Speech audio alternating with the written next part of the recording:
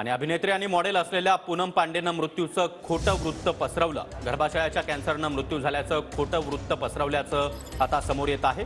गर्भाशय कॅन्सरबाबत जनजागृती करण्यासाठी खोटं वृत्त पसरवल्याची माहिती आता समोर येते।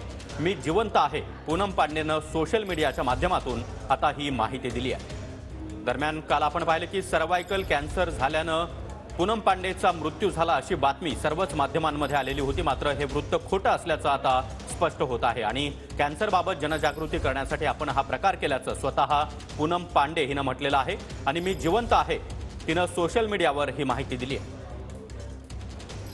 दरम्यान काल सर्वच माध्यमांवर पूनम पांडेच्या मृत्यूची बातमी मोठ्या प्रमाणामध्ये व्हायरल झालेली होती आणि या सगळ्या पार्श्वभूमीवर आता ही नवीन माहिती समोर येते। मी जिवंत आहे अशी माहिती स्वतः पूनम पांडे हिनं सोशल मीडियाच्या माध्यमातून दिली आहे। मात्र गर्भाशय कॅन्सरबाबत जनजागृती करण्यासाठी आपण हे खोटं वृत्त पसरवल्याचं तिनं सोशल मीडियावर म्हटलंय।